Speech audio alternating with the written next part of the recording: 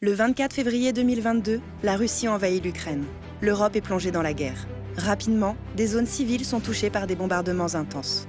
La protection civile se doit alors d'honorer l'objet de ces statuts, mettre en œuvre tous les moyens dont elle dispose en vue d'assurer la protection des populations civiles en temps de paix comme en temps de crise ou de guerre.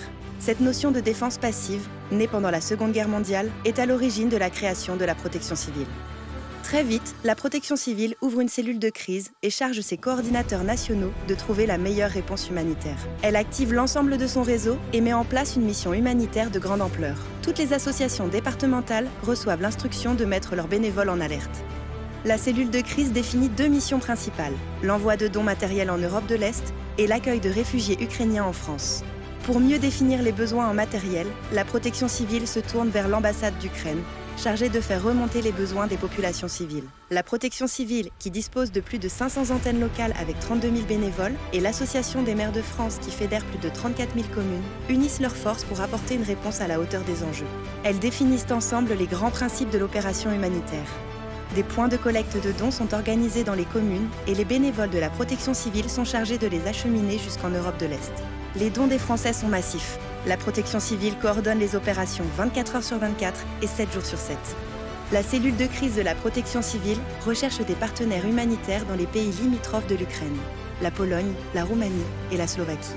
La stratégie retenue est d'envoyer massivement des dons à la population ukrainienne. Le territoire à couvrir est tellement vaste qu'il faut développer plusieurs routes à travers l'Europe et trouver des partenaires fiables pour faire transiter les dons en toute sécurité.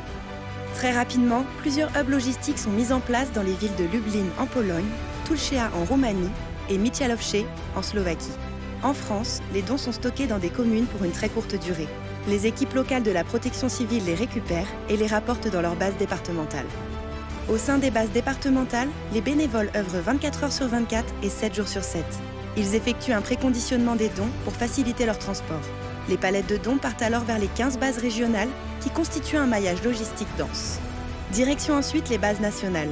Les dons sont triés et les palettes reconditionnées aux normes du transport international.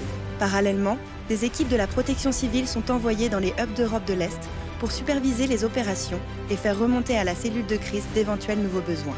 6 jours seulement après le début de la guerre, le premier convoi de l'espoir s'élance vers l'Ukraine. Bientôt, la protection civile renforce sa chaîne logistique et humanitaire et démultiplie ses convois.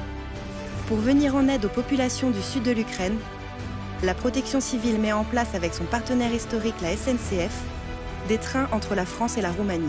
En parallèle, des convois aériens font des rotations entre Lyon, Nice, Lublin et Cracovie. Ces avions transportent du fret à l'aller et des réfugiés ukrainiens accueillis sur le sol français au retour.